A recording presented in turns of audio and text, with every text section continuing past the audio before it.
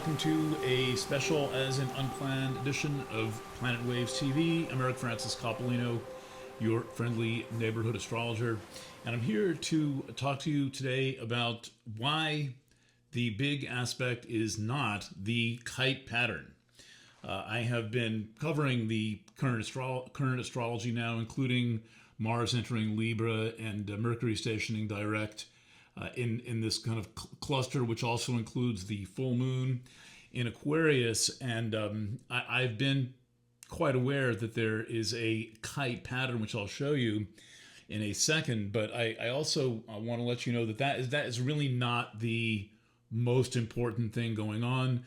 The kite pattern overlays with another pattern that is going to work out over the next 6 weeks, not over the next few days. Kite pattern is very short-lived. I'll explain why that is, but it involves Mars going into Libra, which happened on Wednesday, and Mars will be in Libra for approximately through about 6 weeks, through September 22nd. I don't know. Yeah, we're at the midpoint of Leo right now. Sun is at the midpoint of Leo, and then Mars enters Scorpio right when the Sun enters Libra. There's always a lot of things happening at the same time. This is partly why astrology is so confusing to so many people. And also, I would take this opportunity to remind you that with astrology, we're not working within a mechanistic system. This is not like a wristwatch. We're back in the day. I mean, do you remember opening up a wristwatch? I know a lot of people never have, but there were a lot of gears inside. Did your grandfather ever give you his old pocket watch? Maybe. I guess today's today's grandfathers are my age. I don't have a pocket watch to give anyone. But we are not inside of a machine. We are inside of a natural system that involves the movement of the sun and the moon and the orbiting of the planets, and most of what we experience is the Earth itself. So having said that, I would invite you to relax your mind a little bit and take in what I'm going to show you. I'm going to show you both patterns. I'm going to show you the kite pattern. Did I mention that, like, it was mentioned at a Fish concert last night, and I got an email, the kite pattern. Talk about the kite pattern. Well, I have been talking about it, but I haven't been calling it that. But you might, if you've watched a couple of my videos anytime lately, you'll recognize this chart. So let's go to that chart. No, there you go. All right, this is the Aries chart for Easy Does It. This is the set of readings that I'm working on, trying to get the audio right there. I have bad hair days and good hair days with where these microphones go, and I have several configurations for this studio. I was set up for radio, but anyway, thank you, Sean, for reminding me to do this. All right, so this is the kite pattern. It is called a kite pattern because it looks like a kite. But the thing about the kite is that it is an extension of another pattern called a grand trine. And the grand trine consists of Uranus and Gemini, along with Sedna, and Pluto and Aquarius, of course. This pen is a distracting color. I'll flip it around. That'll be simpler. Pluto and Aquarius, and then Wednesday, Mars entering Libra. That is a grand trine pattern. This is very annoying. That is a grand trine pattern. A grand trine pattern is when you have 3 different elements all early in the same element. Yeah, it looks like a triangle, and so that's a trine, but what it really means is 3 points, each at 120 degrees to one another. And what a grand trine pattern tends to do is it tends to create a vortex. It is a little Bermuda Triangle-ish. The myth of the Bermuda Triangle being that, airplanes and fleets of ships and, things disappear. We haven't heard about this in a long time, right? but there used to be a thing called the Bermuda Triangle. So whenever I see a grand trine, I think of the mythology of the Bermuda Triangle, which is presumably things getting caught in some kind of a vortex. But this is not a grand trine pattern.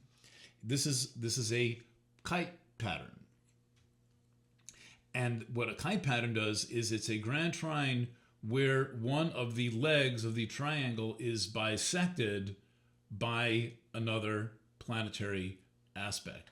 Now, actually, without Mars in this pattern, it looks more like this. That's not a grand trine.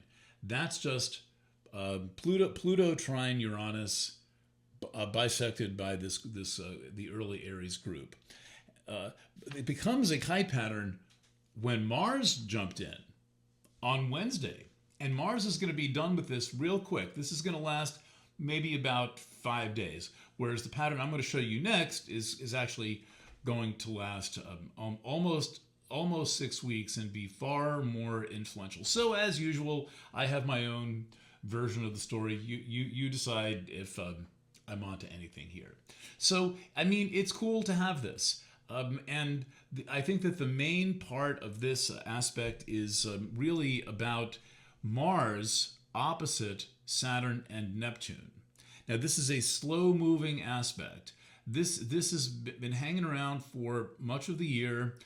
Both Saturn and Neptune are going to retrograde into Pisces. Then they're going to come back late in the year, maybe actually in early 2026, and they're going to form their one and only conjunction in early February 2026. So they're in a very close conjunction now, but it's not to the arc minute. And that only happens one time with this Saturn-Neptune thing. Also, Boris-Cece is in here.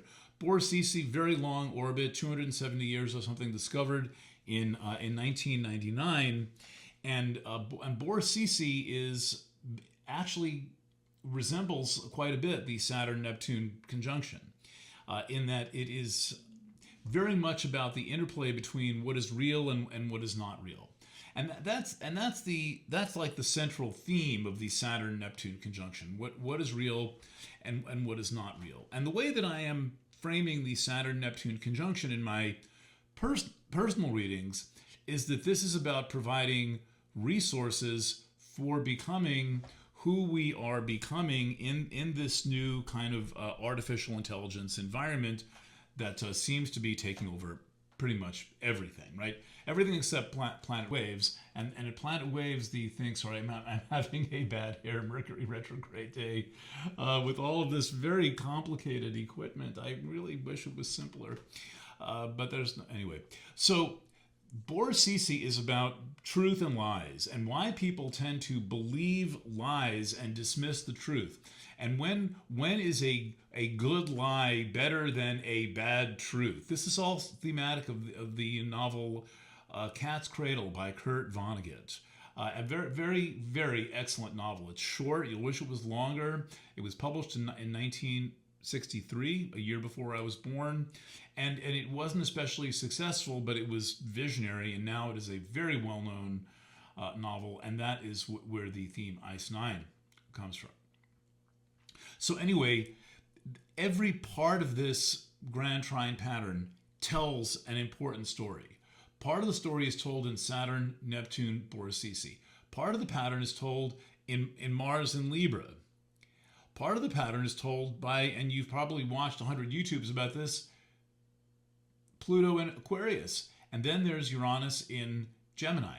I will tell you that all of these placements are markers of the digital environment. They are very important markers of what is going on now. This thing that like not enough people are talking about, and I don't think people understand this enough.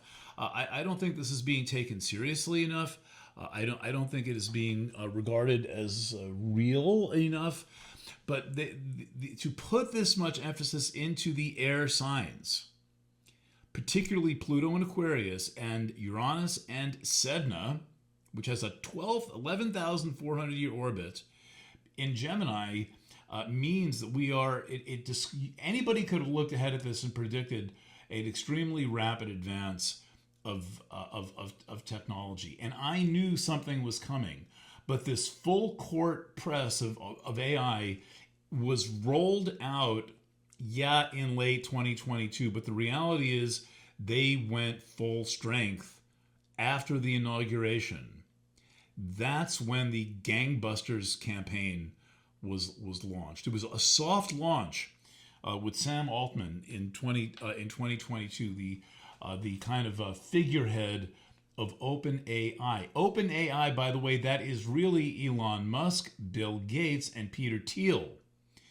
Sam Altman is just the figurehead. He is just the front man for this evil triumvirate. Musk no longer involved, but he was involved at the outset and helped set up the corporate structure.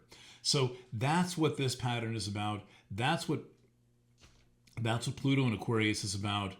Uranus in Gemini, the last time that happened, 1941, all the way out through 1949. That was the birth of modern computer science. Conjunct Sedna, which hasn't been in Gemini for 11,400 years. And that is about the mental Gemini environment, Sedna. Okay, so this pattern, it only lasts through next week, and then Mars very quickly moves on.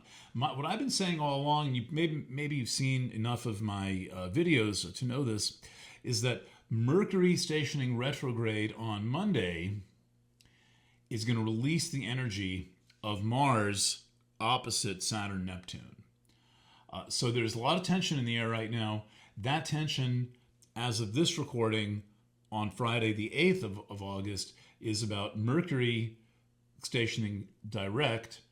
It's also about the full moon happening, and it's about Mars in this opposition pattern.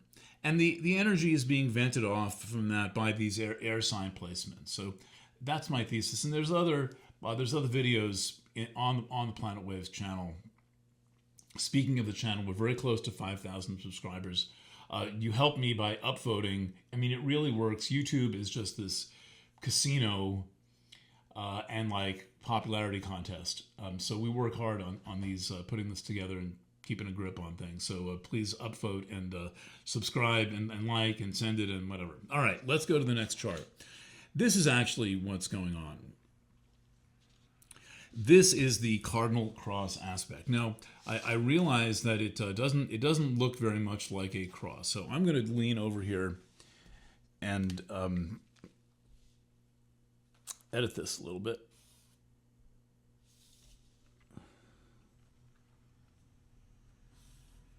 Let's get that. All right, we're back here. Okay. Now, I realize that this does not look as cool as this, but it's about 100 times more powerful of an aspect. So this aspect also, this pattern also begins with Mars opposite Saturn Neptune. Mars in Libra opposite Saturn Neptune in Pisces with Boris-Cc there. Think of Boris-Cc as an extension of Saturn Neptune. This is a very, very slow moving pattern. Mars, again, makes the opposition.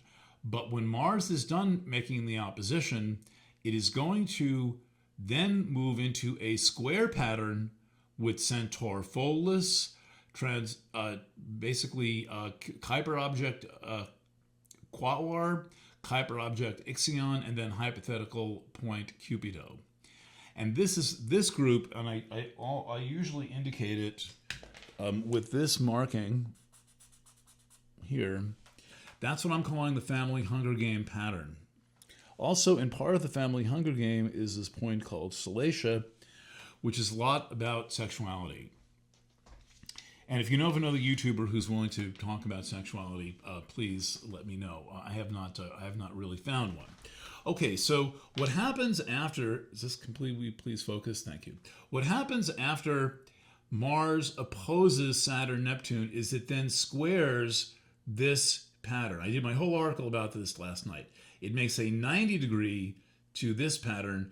Then when it's done with that, in late August, it makes an opposition to Sedna, that's going to stir the pot. This is going to stir the pot on alcohol issues and various other family drama, family trauma. And then we're going to get into sexuality issues in late August. And then Mars is going to come in and square Jupiter 90 degrees. Also, hypothetical point Kronos is back there lurking invisibly outside of the reach of most astrologers who don't bother with this stuff. And then adding to the intrigue, we have Mars is going to be opposite the Chiron-Eris conjunction. That happens in September. This is much, much bigger than the Kite pattern. The Kite pattern is this cool thing you can mention at a Fish concert. That I don't know who it was, Trey or somebody said something about it. What's also interesting is that here in late Libra is a point called Vulcanus. When Mars gets there, it's going to be Mars conjunct Vulcanus opposite Chiron-Neptune. Opposite Chiron-Eris. This too is a picture of the today very annoying digital environment. All of this is about the digital environment. Make no mistake about this. You're wondering what this is. We are in a very critical, urgent moment that very few people have the capacity to see, much less communicate about, much less express themselves about. And this is what's going on. This is about the hacking of society, the takeover of individual people. Later Friday on Planet Waves FM. If you're listening after, it'll be on the internet at planetwaves.fm. A program focusing on the hacking of humanity by these AI systems. And that's, in my view, that is what this is about. There's really nothing happening right now in the world that does not directly derive from the chaos and insanity being churned up by this AI revolution. The AI revolution is the destabilization of thought, of intellect, of politics, of culture, of art. It is basically a demolition derby. What I said on the Germ Warfare podcast the other day is it is said that anywhere on Earth, if you dig, you will find a layer of ash. There was some fire so big millions of years ago that it left a layer of ash across the entire Earth. And what we are going to get with AI is a layer of ash in the culture where there's an indication of this bonfire that is burning, that is consuming all of creativity and turning it into complete horseshit. Dostoevsky and every Nazi website in the world have all been consumed by these large language models, right? That's quite a range, right? Dostoevsky, John Steinbeck, Ernest Hemingway, all the way out to all the most outrageous, racist, sexist, misogynist, hateful websites. And people have had to tag this manual. They've had to tag the data manually to be able to. This is going on for $2 an hour in places like Ecuador or Africa to be able to sort out this data. So there is, astrology has to stand for something. And while I love Trey Anastasio's guitar playing, it's not enough to say, ooh, how cool this is. What is going on is something very serious. As A Course in Miracles says, symbols stand for something else. And when you see symbols like this or like this, the question is, what is trying to get your attention? What does that stand for? Okay, thank you for tuning in. I'm going to continue this discussion in some form, mostly without the astrology, on planetwaves.fm. And also, if you want to get my mailings, get on the planetwaves.substack list or planetwavesfm.substack list. Please like, please subscribe. Thank you. And these videos are sponsored by a thing called the Astrology Boutique, astrology.boutique, where you can find all of my readings. If you're going to subscribe to some kind of an AI chatbot therapist for $20 a month and get your head completely mixed up by these things, maybe check out my readings. They're calm, grounding, centering, friendly, and made of all natural intelligence. Okay, signing off from the Harshaw House in upstate New York in the heart of the Catskill Mountains. Lots of love, and bye for now.